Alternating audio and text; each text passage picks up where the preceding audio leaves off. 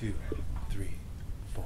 Sometimes we need to slow it down,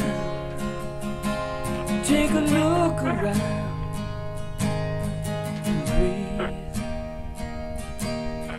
'Cause these times go by so very fast, moments never last. Just breathe,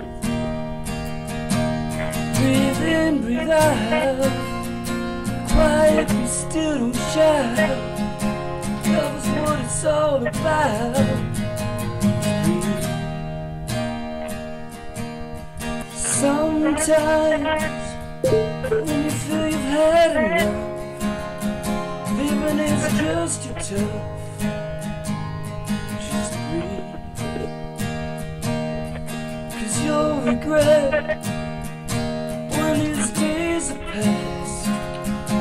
Your friend just seen your last. Just breathe. Breathe in, breathe out. Quiet, but still don't shout. Love is what it's all about. Just breathe.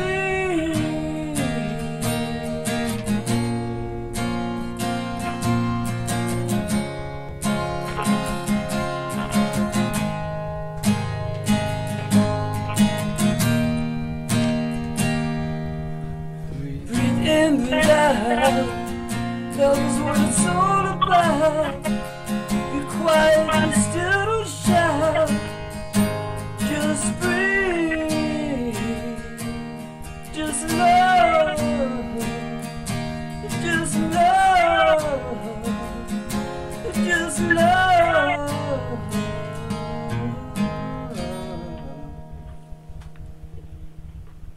Good evening and welcome to another episode of the Just Love Show. I'm Kip Baldwin. Thank you again so much for joining me tonight. It is another beautiful night here in Northern California. I do want to give thanks to everybody as part of our sit back, take a breath, get relaxed portion of the show. And thank everyone for the rain. Last week on the show I said, hey, can we really, I love the weather. It's beautiful here. I know people where they're getting hit by massive storms are going, God, just shut up, you're in the sunshine. But we needed rain. I said, hey, say a prayer for some rain for us. And you know what? We got some rain.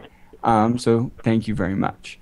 Anyway, like I said, start the show, take a deep breath, think about all the things we have to be thankful for. And I want to talk a little bit before I get on with the show tonight and my guest, and just remind everyone what this show is about. I've been on this journey for a while, actually my whole life, although I didn't know it.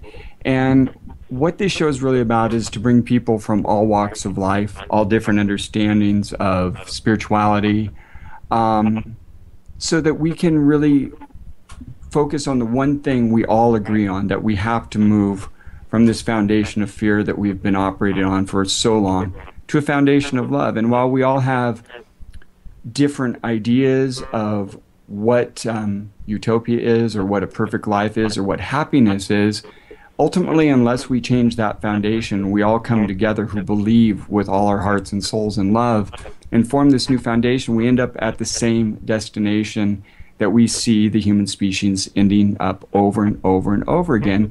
And like Einstein said, doing the same thing over and over again, expecting to get different results, is by definition insanity. So this show is all about us to stop being insane as a species.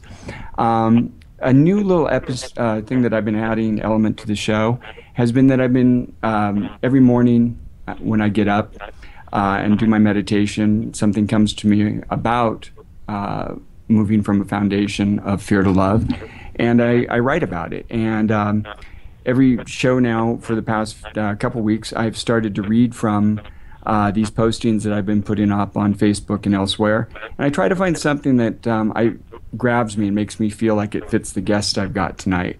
And this is what stuck out at me when I was reading through things, and hopped out and said, I'm going to read this one tonight. The truth of being in love, finding your bliss, lies somewhere between the heights of your ecstasy and the depths of your despair. where you come into eternal stillness, silence, balance, peace, where you remember that life moves through you, not you through life, where you stop swimming, struggling against the current, and let the river of your experience take you along. You let go and embrace the flow. And then, like I've been telling people, I always follow up whatever I write with a mind much greater than mine, much wiser than mine, because these things that we talk about on this show, they're not new. They've gone on Buddha, Jesus, Einstein, and before any of those people. These have been beliefs and understandings that the ancients knew for a very long time. So I always like to share something from, again, a mind much greater than mine. Life and love are life and love. A bunch of violets is a bunch of violets. And to drag the idea of a point is to ruin everything. Live and let live, love and let love, flower and fade, and follow the natural curve, which flows on, pointless. D.H. Lawrence. And without further ado, I wanted to get to my guest now.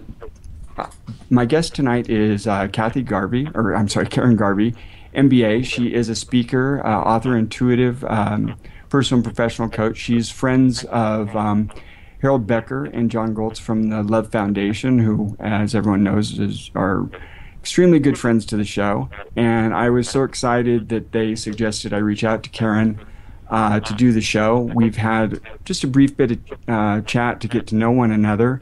So I'm really looking forward to her sharing her journey from MBA to intuitive personal and professional coach, and how she found her way from, I've never had an MBA on the show, so I'm really excited to see how she brought those two seemingly disparate worlds together. That's very exciting to me. So without further ado, I'm welcoming Karen Garvey to the show. Hi, Kip. Thank you so much for that intro.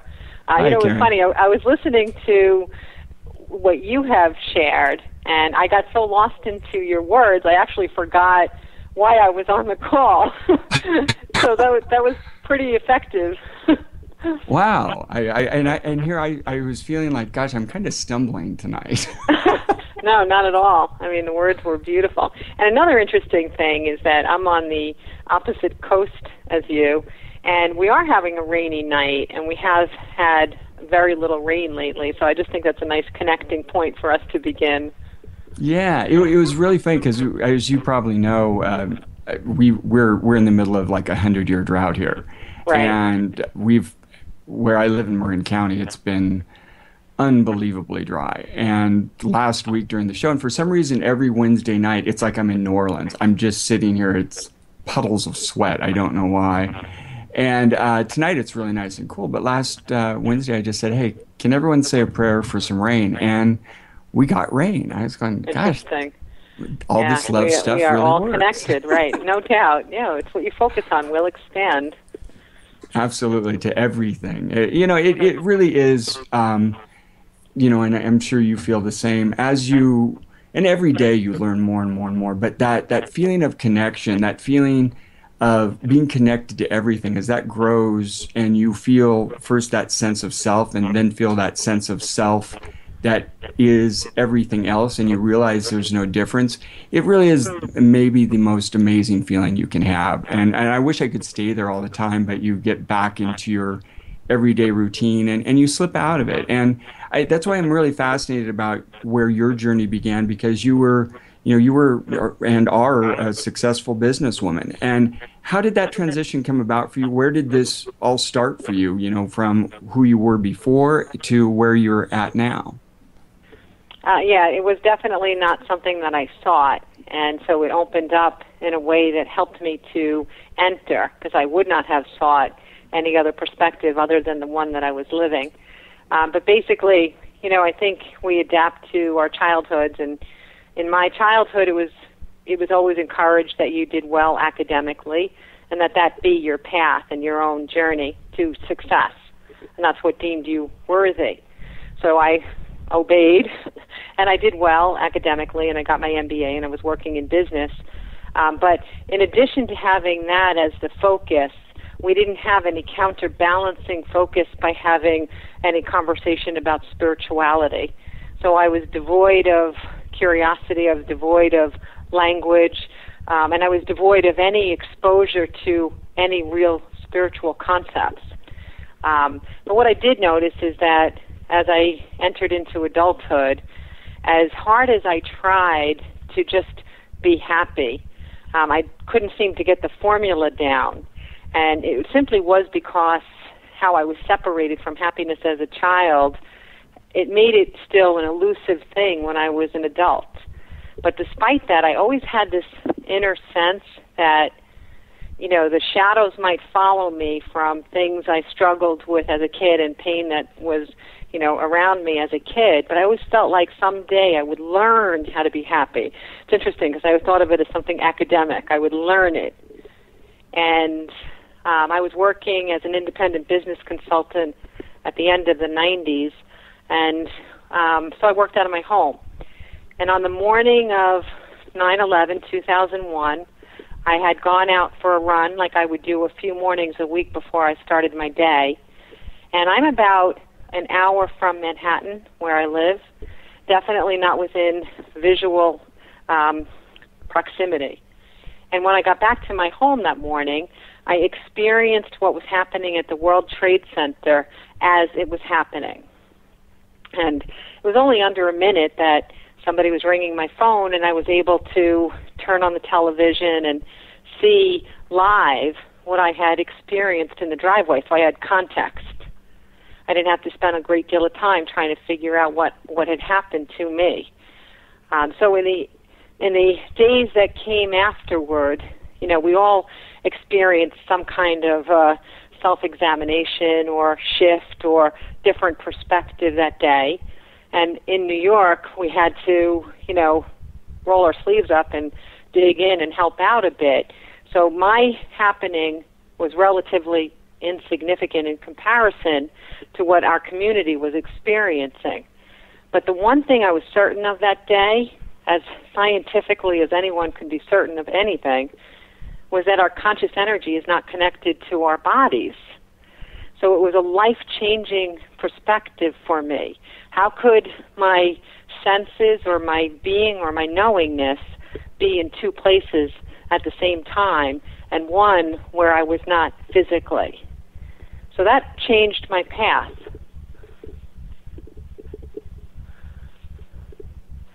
It's interesting, you know, as as spirituality's evolved and you see science evolving along with it, the idea of being in two places at one time, where the idea started with a split photon experiment back in 1906, and it was something that Einstein kind of shied away from. He called it spooky science. And I think a lot of it was because science wanted this neat, tidy ball, this ultimate answer that they could wrap their minds around and give to us, you know, a nice packaged answer for life, the universe, and everything. And one thing that really intrigues me as we become more and more awake and aware and hopefully shifting to a new state of being is this convergence of science and spirituality, because they're getting closer now than they've ever been before. So, you know, when you talk about your consciousness being in two places at one time, this isn't just the purview of science any longer, of spirituality any longer. It's also the realm of science and learning. Yes, exactly. And I find that exciting. You said that this has been a pretty much lifelong journey for you, but when you became conscious that it was a journey, you've had the opportunity to witness a lot of changes in scientific theory and proof. Over a longer period of time than I have, I've been outwardly doing what it is that I do only since 2007, and it's really quite startling how many advances in science prove the things that I was being a conduit to comprehend and share back, 7 years ago. So I find that interesting, that when you are allowing your intuition to open and to develop, you do get this amazing ability to understand knowledge that you did not conceive or learn or necessarily experience. But once that knowledge is coming through, just as you said, with ancient wisdom and ancient speakers and ancient teachers, that wisdom can come through you and you can become the conduit for it as well. And then science is going to continue to catch up and help to indicate the validity of what it is that we do. How long after you became aware of this? Because I know for me when about 5 years ago I really said, okay, this is what I have to spend every waking moment focusing on. When I really became, sort of took that experience that I had with infinity as a child, and it all became clear to me that that was synonymous with love, with God, with all of these other things that we don't have the ability to fully comprehend. But at first you sort of, you test the water, you put a little toe in, you see how, people close around you respond to you a little bit. Then you start speaking it more often. Then pretty soon you're, not too long then you're screaming it from mountaintops. How was it first received, and how did you first start to come out of that previous you to start to become who you are today? It was really interesting, again, primarily because I didn't seek it. I didn't even know there was something to seek. So it wasn't as though I had a model or a great book or a good guide or teacher helping me to find a way to open myself to these truths or this wisdom within. But what happened was about a year and a half after 9/11, when things settled down again and I had, a pattern of normalcy, I started to experience different things that were happening all over the world, like with 100% accuracy. And we could always find, those that I let in on what was happening to me, we always found the news story, or it was in the paper the next day, or we'd get a phone call saying, this is what happened. But what was more interesting, after a couple of experiences like that, I started to have, it felt like there was a narrator with me, and it was as though I was being told not what was happening, but why it was happening, why people intersect, what the purpose of being here in this physical journey is. I was hearing things that many people who are out there gaining knowledge about spirituality, these phrases are really commonplace in that circle, but they were brand new for me. We are not our bodies. We are all connected. Within every challenge, there is a benefit. Within every challenge, there are multiple benefits. And so these concepts were life-changing for me, and I processed them with my intellect, but in the meantime, they were opening something inside of me that I knew to be true, that was separate than what I had been taught and separate from what I had learned, but I still knew and sensed that it was true.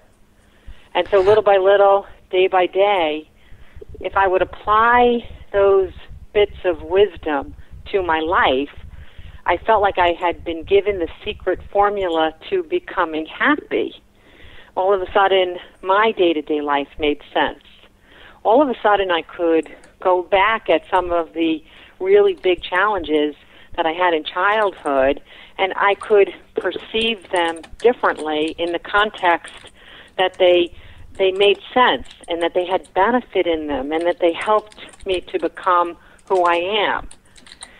So the fact that I was becoming happy and igniting that thing that I always thought was possible, happiness, it felt like I had no other choice.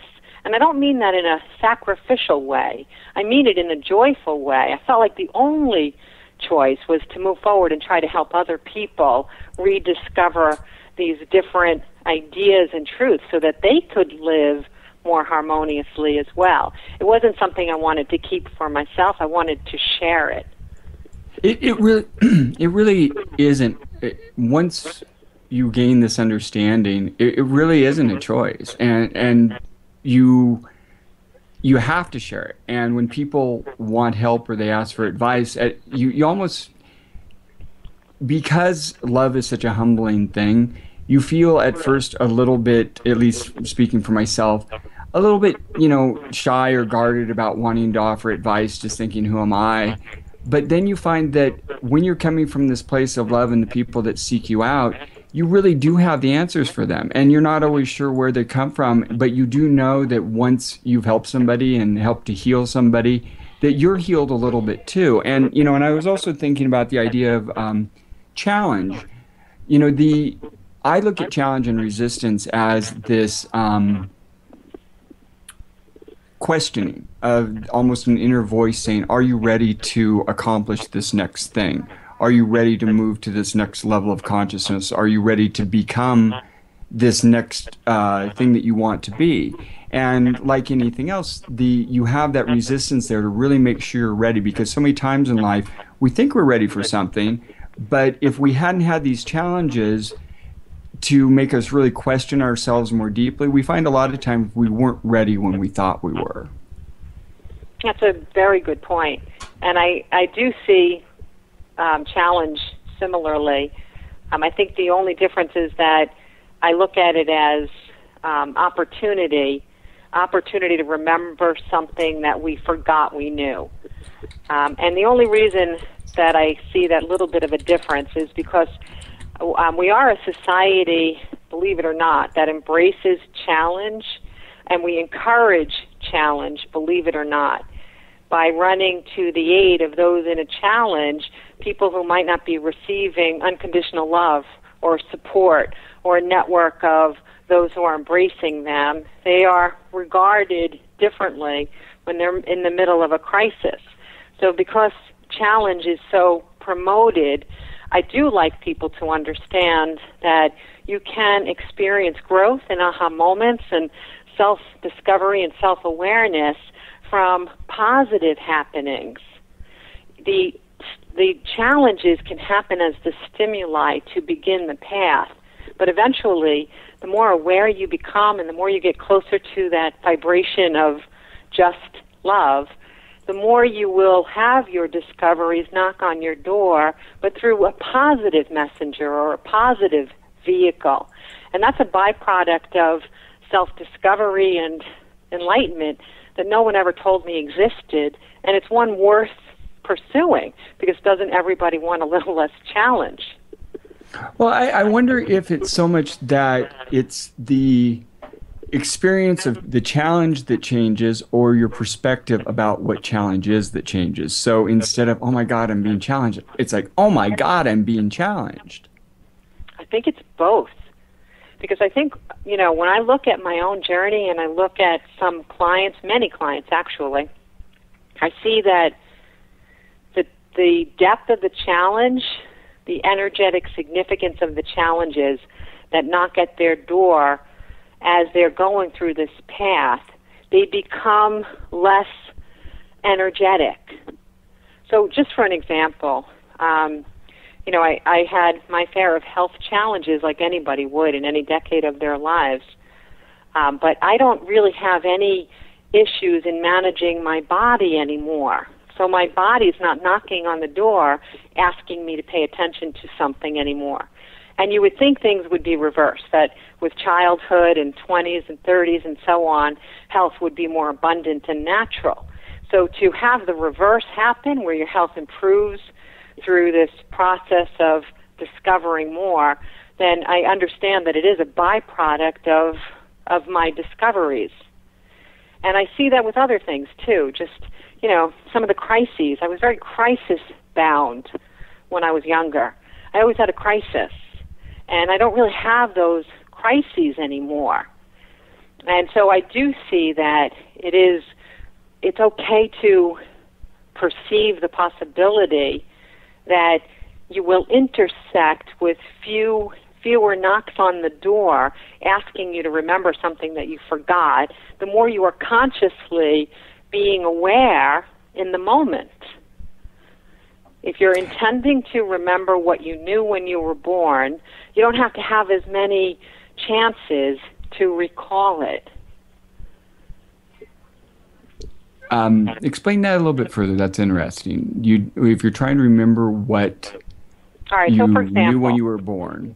One of the benefits in being crisis prone for me was that it made me feel like I was alive. Of course, your whole physiology changes when you are stimulated by a crisis.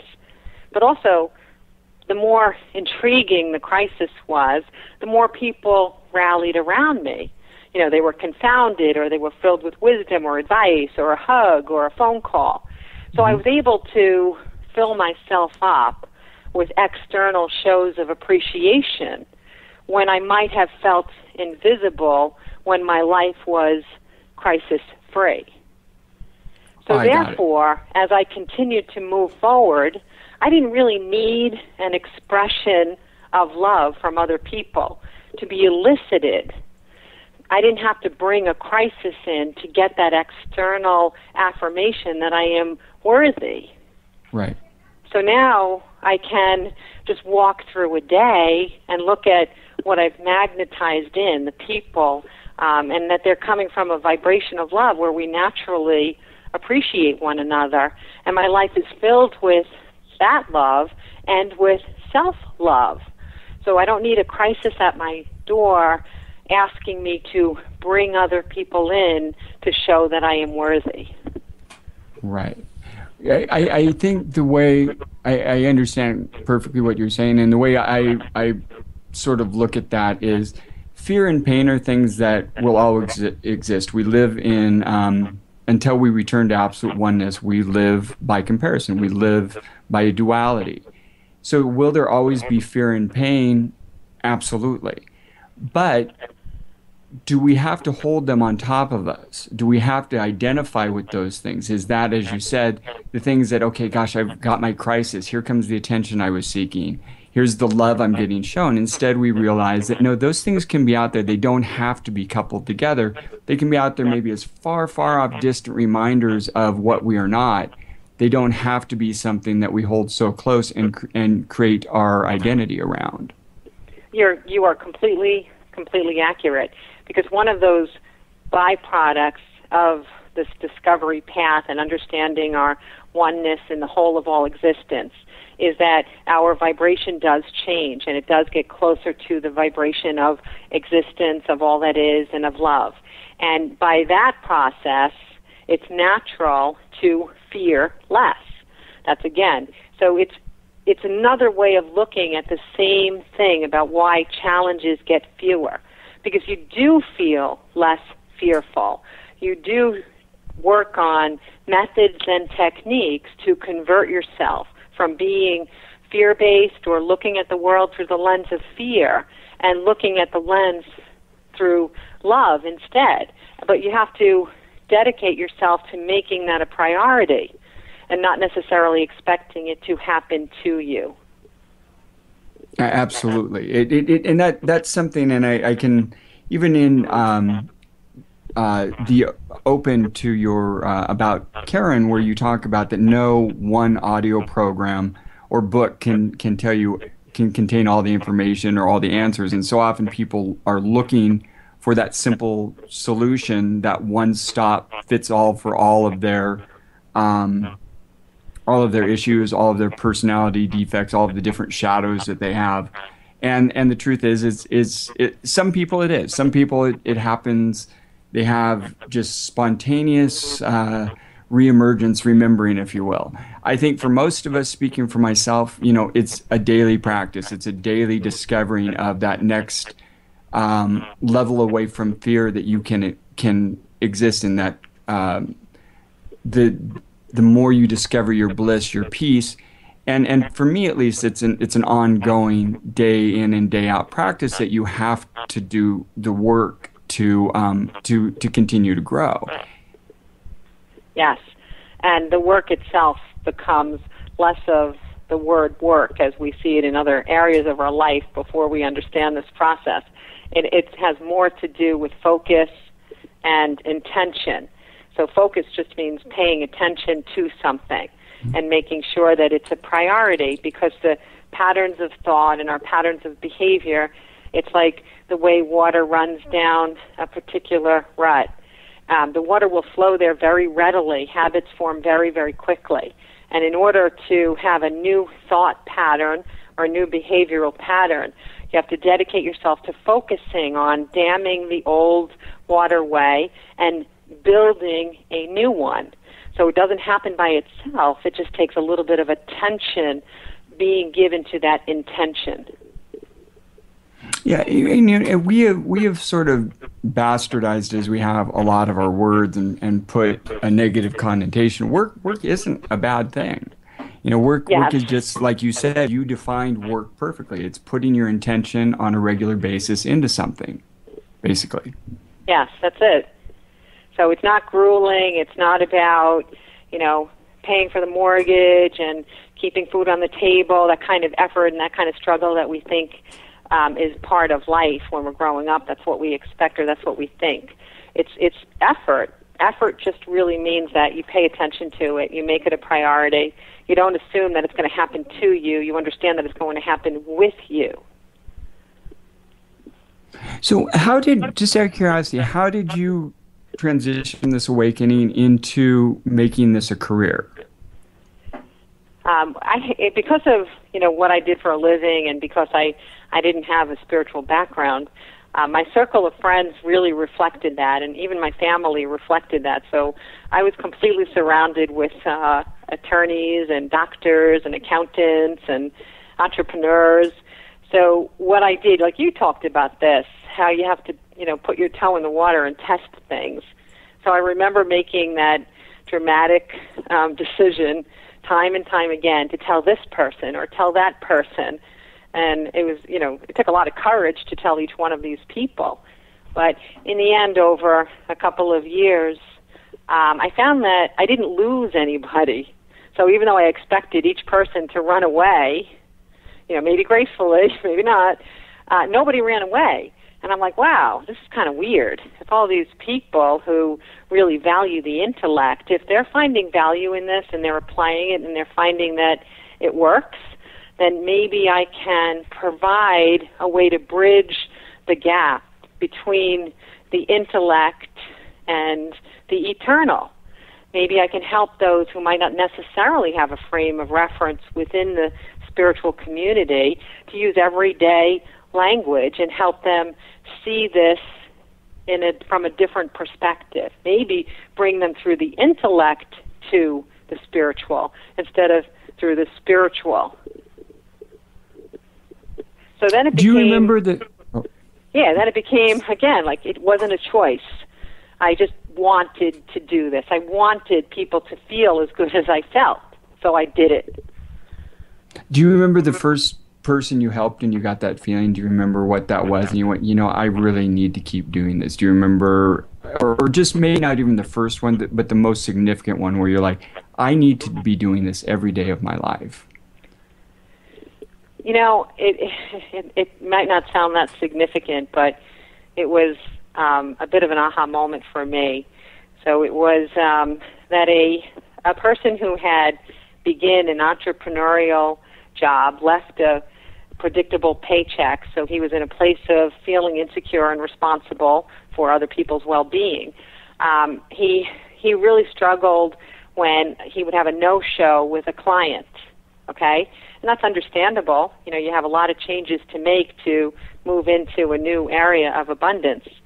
But one of the things that paralleled was that he had a dead battery in his car intermittently, meaning he never could say it would be once every 3 days or after I did this or after I did that. And it was always in the garage when he would try to go to work in the morning. So I opened up this conduit to see if I could interpret the experience for him. And what I got was that the metaphor was that he just needed an external charge to keep his energy flowing forward. And so when you start a new venture, you're filled with enthusiasm and passion. That's what gets you motivated to springboard into it. But how do you sustain that level of enthusiasm and confidence as you're moving forward in real life? So your car is a vehicle, so it's a metaphor for moving forward. If you're the driver of your journey. So what was interesting to me was not the interpretation of the metaphor, but the fact that prior to us discussing it, he had replaced the battery and the circumstances happened again. And the mechanics couldn't find anything wrong with the car. But after we interpreted the metaphor, and then after he looked for external supplies of energy to keep him confident and believing in the possibility of this new career being a success, his battery never failed again. without any mechanical intervention after that point. So that's what was eye-opening for me. You know, it's funny that you use a car metaphor. I use a car metaphor for human civilization. When you step back and you have a far off perspective on things, as you and I discussed briefly with this bizarre experience I had with infinity that really shaped my life. I was able to see how everything moved. There was a flow. There was a process to everything, and then you can see humans, and we don't have that flow or process. We have this belief, this false belief in some sort of separation, even though when it comes to building a business or building something like, say, a car, we realize that all those parts have to work together in a certain way. You can't just throw a bunch of pieces of metal under the hood of a car and sit in it and go, okay, it's going to start and it's going to run. We understand that there's a cause and effect.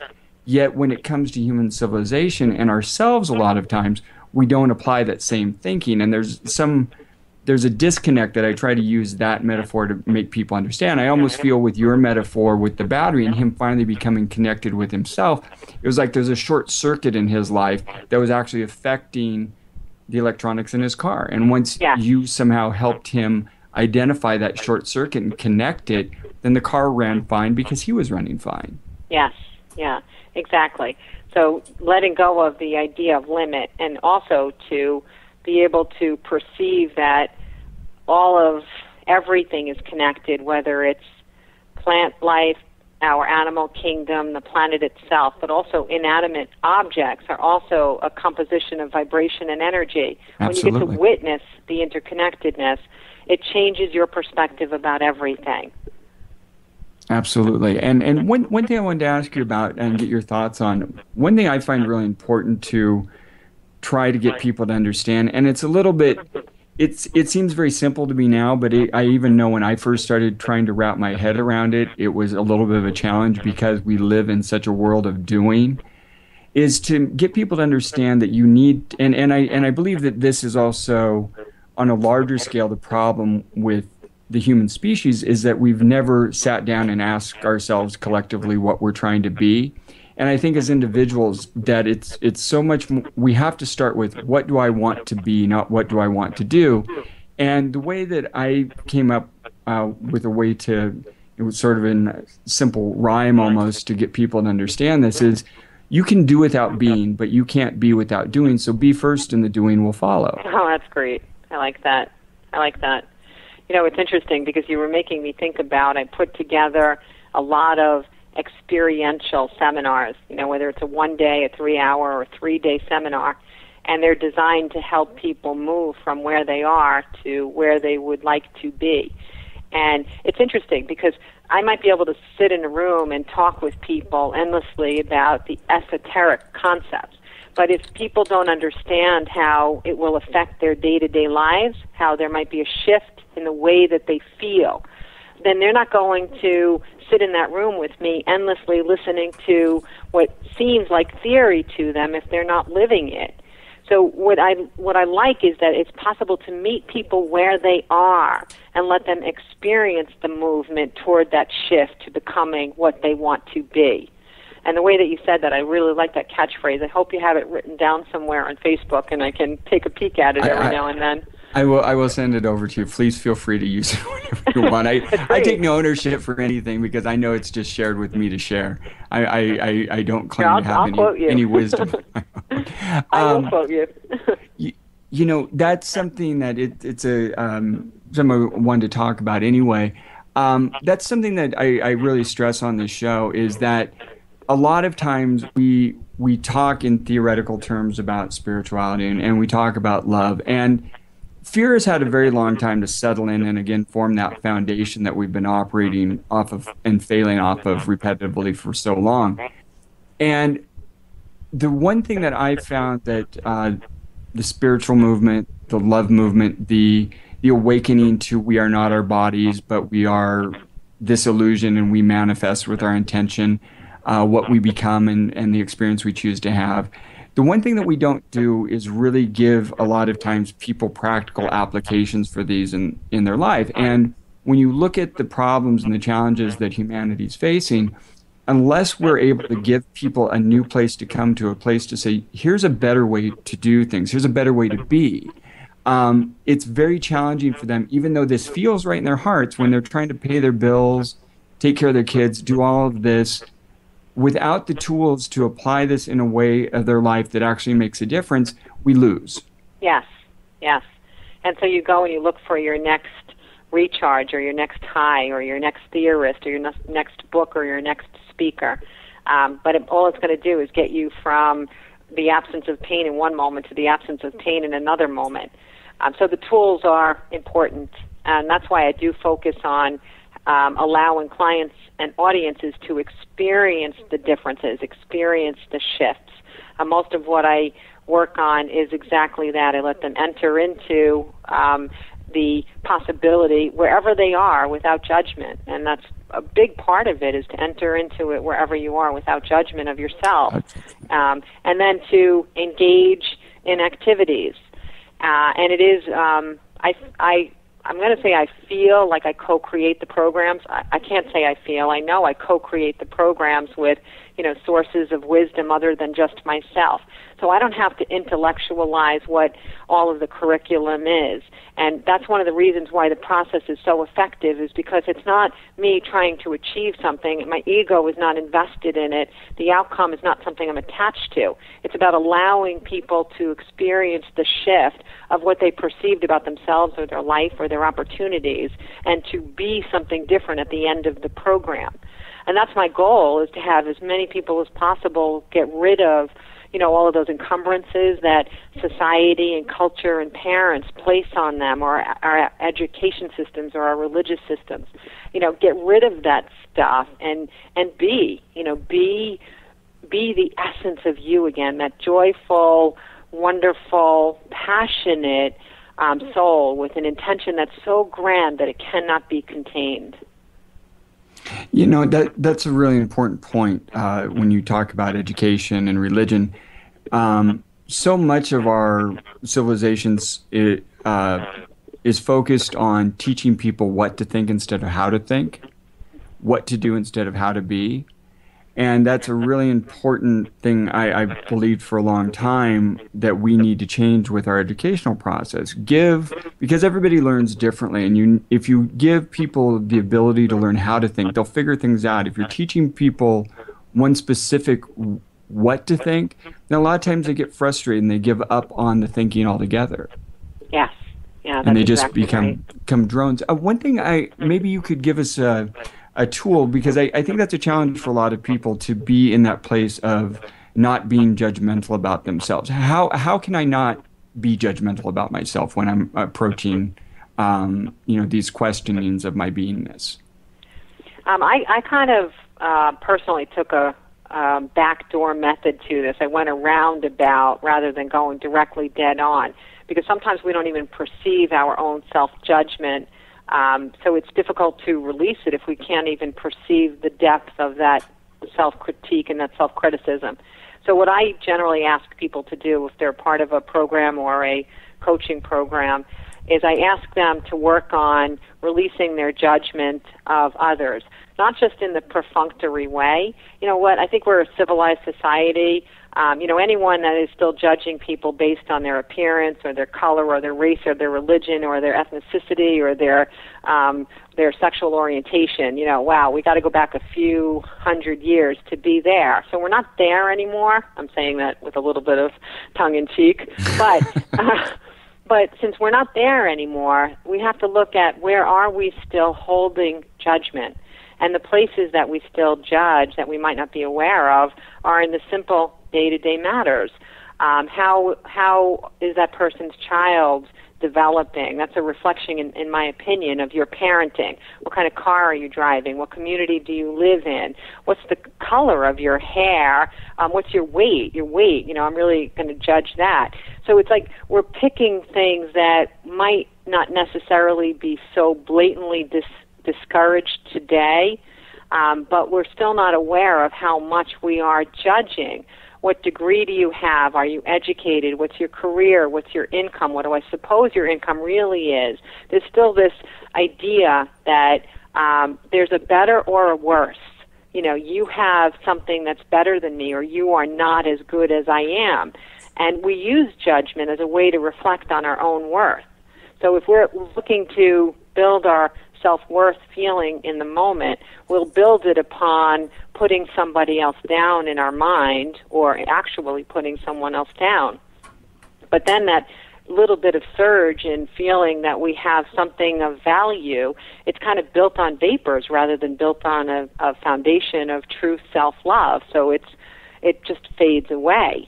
So what I ask is, when you are looking at other people and their circumstances or their choices or their mannerism or their accent or anything, and you're passing judgment and you're reflecting on it, is it making you feel like you're a better person, or is it making you feel like you have less worth? And when you focus on paying attention to that for a really long time, and I did this with incredible dedication for about 5 months. I made this my focus for 5 months. And during that course, I realized not only am I judging all of this superfluous stuff, but I'm also judging the quality of people's lives. I'm judging, is this librarian's life a higher quality than the homeless man? If somebody is cutting my lawn, does he have less quality of life than someone who is my doctor? So in that 5 months, I let go of judging it all. And when I started to let go of judging other people, I accidentally released the judgment of myself. Sorry, I didn't mean to. Yeah, so it just happened as a consequence of that, especially when you realize that judgment is designed to help you feel that you personally have value. Even if what it is that you're seeking within your level of awareness of the moment is that you have no value, you're still going to judge others as a comparative examination of where you fall. You know what strikes me as you were saying that a little bit when we were talking on the phone before the show, we talked about competition state of being versus a collaborative way of being. And I think judgment and competition are somewhat synonymous. If we're constantly judging, we're not just competing with others, but we're competing with ourselves. And I think, at least what came to me when you were talking, is that you want to enter into a collaborative process with yourself, with the world around you. And I think that then the judgment leaves you as well. Does that make some kind of sense? Oh, it so totally does. Like, just for an example, I speak at spas oftentimes, and part of the opportunity of what they give back to me is that I'll get a treatment, whether it's a massage or, some kind of a body treatment, and I really enjoy it. And so when I'm enjoying it, I also have noted that in my lifetime, I don't want to be a massage therapist, or I don't want to be giving Reiki treatments. It's just not something that is appealing to me. But instead of feeling as though I have a different kind of worth than whomever the therapist is or the practitioner is, I just feel so grateful that there are people that have interests and passions and skills that are so diverse that we can have all of our needs met. And so that's what it is. It's collaboration. I don't want to do everything. There are things that I can do, and I will do those things. And that's true for everybody. One of the most peaceful people I ever met was a man that 3 days a week he picks up the litter on the streets in Manhattan. I have no idea what his income is. The only thing I do know is that he really is peaceful. Do I see him as having a lesser quality of life than me? No. He's more peaceful than many doctors I know. He's more peaceful than a lot of people that I know. So, yeah, it is about collaboration, to understand that we don't have to all be the same, that we all have our own abilities. And if we are encouraged to ignite where our natural essence flows, then that collaboration will be natural. It won't be forced, and people will be happy to be contributing wherever their natural essence lies.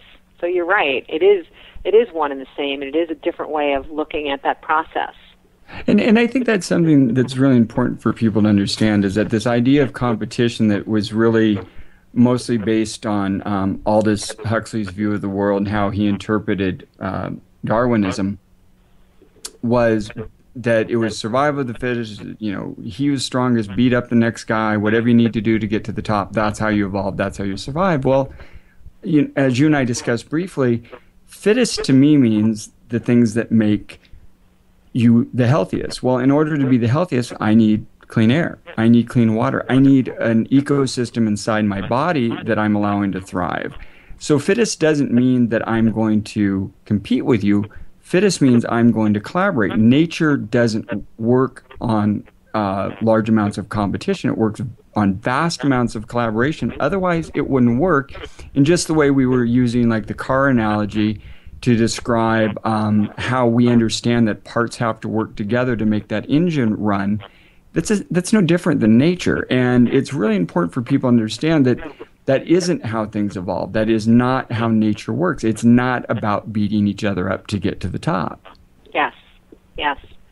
One of the great opportunities that I have, that I love, having released needing to think that I am only human, is that I allow my consciousness to travel to different places and times, different times of history. And so I can visit cultures that live in that kind of collaboration. And what I see is that one of the main things that exists more there than it might today is intuition, meaning that we're sharing conscious energy. We're understanding things without language. We're not contorting the meaning or the interpretation by chopping it up and dividing it with word choice. And with that, linking from consciousness to consciousness comes what I have termed cooperative agreement. There's a cooperative agreement among all that exists in our community, with the planet and the plants and animal community, that they live in cooperative agreement, providing for one another what helps each to thrive. There's no element of sacrifice. There's no elements of greed. There just is the natural ability to work in rhythm and provide what it is that's necessary for the greatest harmony of each player in that environment. And I do see us eventually getting back to that space, and the universe provides us on Earth with lots of opportunities to recall existing that way. And I know your body of work and the things that you do relies very heavily on intuition.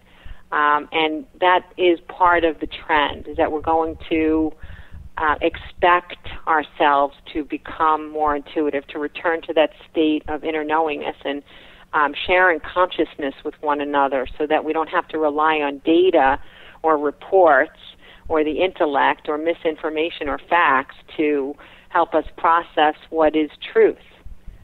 It's really funny. I was just going to ask you, what is if you could sum up your vision for humanity? and you just did. But those beliefs that you just described are in my DNA, because they're very much the beliefs of many indigenous people. And my great-grandfather was Lakota, and even before I knew he was Lakota, and that I had Native American blood in me, those were just innate to me. It's like being one with nature, being one with the planet, working in cooperation with other living things. It was very frustrating for me for a long time trying to figure out why I still look out at most of what humanity does and go, 99% of what we do makes no sense and contributes nothing to life's process. So why are we doing it? Why are we our own worst enemy all the time? And and the more I, came into this understanding and really embraced the beliefs and the ways of the Native Americans, you understand that they didn't come to those beliefs and understanding in some sort of savage vacuum of barbarism as history would like to paint them. They learned through trial and error, through the overharvest, through the overuse of resources.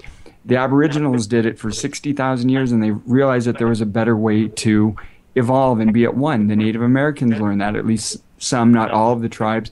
And we even started down that path with our own constitution, which we took in large part from the Iroquois. We just didn't integrate their way of life into that belief system. We took their words, we took their understandings, and we said, wow, we the people, that's Iroquois. That's straight out of the Iroquois constitution, if you will.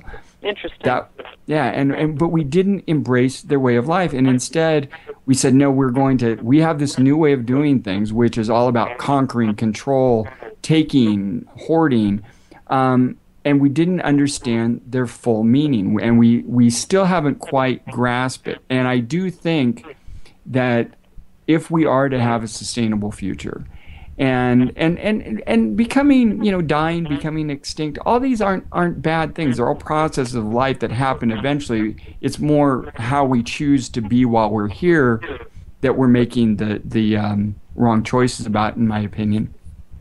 But I do see that in order for us to have a sustainable future, as long as we are going to be here, that we have to get back in harmony, and we have to get back to being at one with the planet and one with nature. I don't know how much of our modern conveniences will ultimately survive. My feeling is that a lot of these things we're going to have to get comfortable with giving up. Our over-reliance on technology, as much as I'm very familiar with, and obviously have no problem using it. I also grew up building a log cabin on the side of a mountain in Canada, peeling the logs by hand with no power, and grew up on a farm. And so I know that life as well. And I realize that we have such an over-reliance on these machines now, not understanding that everything that's outside of us came from within us. So anything that we're doing with our so-called technology, we could do without our technology. We are communicating telepathically through this machine because we forgot that we don't need the machine to do this. Yet, and I've been involved in some really big tech things, and what a lot of people in the tech world still haven't answered as the technology evolves. Okay, one solar flare, and this isn't like doomsday scenario. This happened in the 1800s. Fried our telegraph wires. Happened in the 1990s in Canada. Took out half the power. We narrowly escaped in 2012 a large solar flare. And what people don't understand is it will wipe out all of this. It will wipe out all of our web, and yet we still blindly, here's all my information, here's all my family photos, here's all my money, and we just keep doubling down on this until it's almost like we're begging for it to crash, so we have to start again. Yes, yeah. It's the pendulum. The pendulum swings, and the pendulum swings back. And the objective is that we find that place in the middle of peace and of balance. Yeah, you're right. It's amazing how people even have to have the suggestion made to them that maybe they just step away from their devices for 15 minutes here and there. But it's very difficult to hear the whispers of the universe or to hear your internal wisdom if you're always looking at something that's external and thinking that that's going to give you access to life choices that are going to continue to make you happier or to bring you, happiness and wisdom and all of the things that make you feel harmonious in this physical world and with your body and with relationships. So we will definitely have opportunities for discovery in a really big way. What I really see happening is that this is a very important decade of acceleration, if you will. That we are accelerating the process of enlightenment, which means not just growing, step by step as we may have previously. And as those who are beginning to accept and understand our eternal nature are finding their own wisdom, they will become increasingly points of light for other people who are still, living asleep. And as those who are living asleep, they reach new levels of pain or discomfort because the world is not working the way that they want it to work, then they're going to be more open to the possibility that a point of light might be able to share with them, or a different perspective, or another way of looking at it, or, taking personal responsibility or taking aggregate responsibility. And that's the nature of how we will discover. So I actually feel pretty optimistic about this decade, that there's so many more people making the discovery about how valuable it is to be aware and be connected with the soul's journey, not just the human journey. That, to me, that's giving evidence that more and more people will have the opportunity to be there as they feel more crisis prone and they don't want to live in that level of pain anymore. One of the things I think about a lot is that, when all of humanity or growing members of humanity begin to accept and appreciate and recall and validate, because we like validation, that we are eternal in nature, and that a lot of these harmonies will begin to happen more quickly. I always look as one of the funny analogies is political term limitation. If I know I can only have 2 terms and I know that they're only 4 years, what incentive do I have to leave our culture better in 60 years? How accountable am I for what I'm doing over the next 4 years? Actually, only the next 2 years, because for the following 2 years after that, I have to campaign. So thinking and being eternal is going to help us change our perspective about how we live on a day-to-day basis, how we legislate, how we try to overpower. What does greed mean when you know you are eternal? What does overpowering somebody mean? What does using force mean if you understand our eternal nature? I know a lot of people have been exposed to many masters, many lives as an introduction to the possibility of us being eternal and having multiple opportunities, experiencing a physical life. One of the things that I hadn't anticipated, because I've always, just valued the intellect and science, I never expected that past life examination and discoveries would be a normal part of what I focus on. And if it's relevant to a client, if it's relevant to me, if it's relevant to an audience, I'm making discoveries through other experiences that people have had that help them understand different things about this experience that they're having in this lifetime more. And, over 7 years, the body of evidence that I have accumulated is stunning. How many people are bringing through different elements of a past life to keep them at some level unconsciously recalling where they are in their soul's journey, so these elements reignite to keep them moving forward. But with all that said, bringing together the term limitations with the idea of us being eternal, I always thought it would be really funny if we could start to maybe let people get into a state of consciousness where they could step back into their own past lives and then look at today and watch them step into something that they personally mucked up, right? Wouldn't that be funny?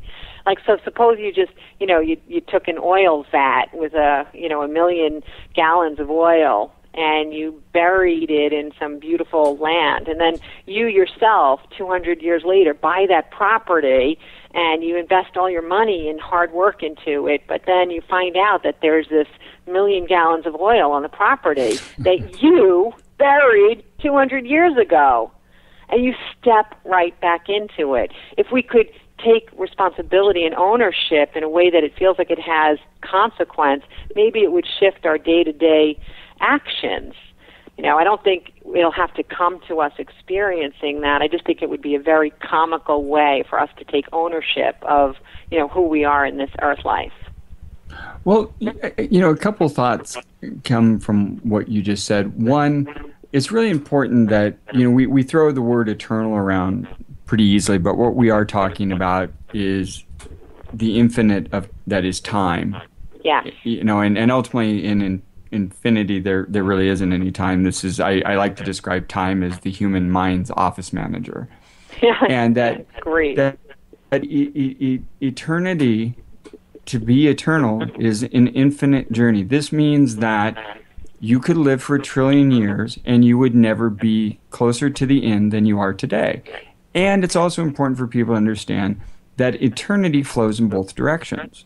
There is no beginning or an end. So you can also look back 1 trillion years and you're going to be no closer to the beginning. And what's really super important for people to embrace, because this, to me, is something that we really holds us back. Is this also means that we have to embrace and accept and be thrilled by the unknown.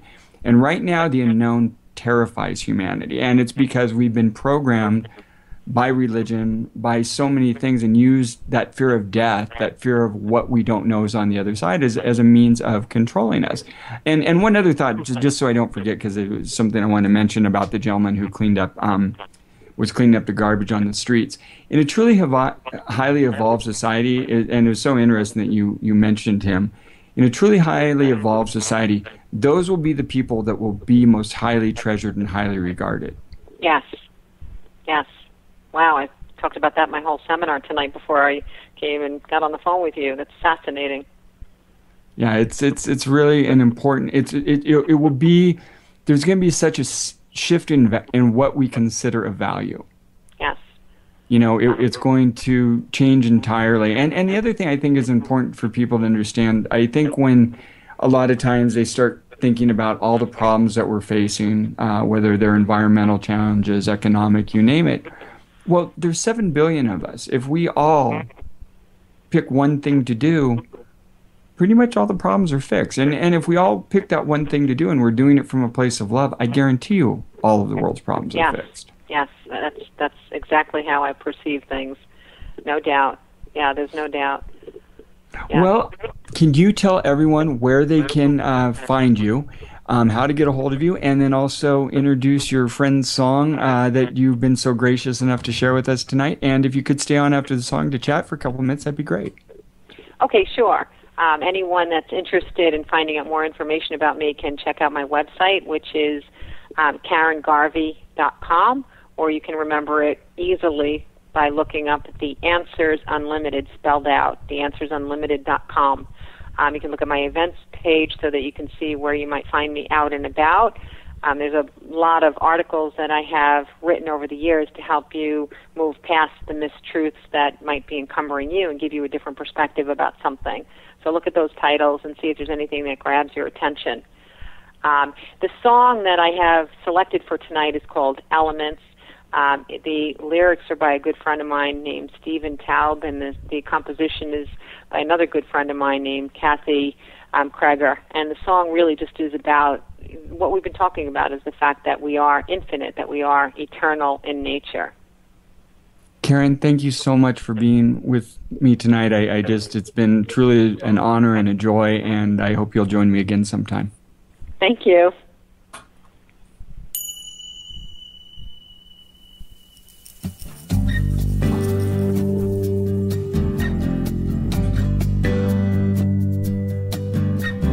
Ghostly companions float in the breeze, sitting in the park. Grass tickles at my knees, calling from treetops out to the unknown.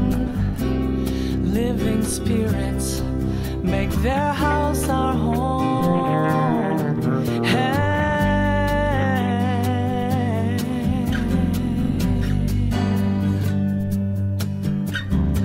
His quiet leadership rings more profound.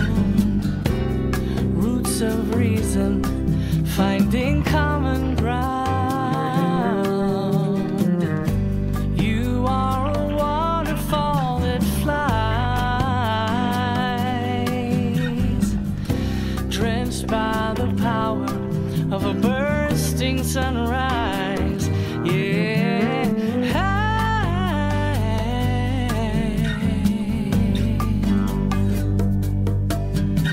The brilliance is in the wind.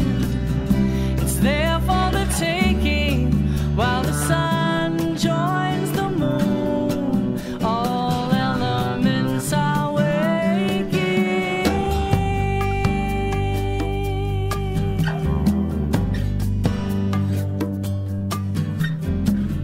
Waves make the rhythm that meets the sand. Birds sing on rooftops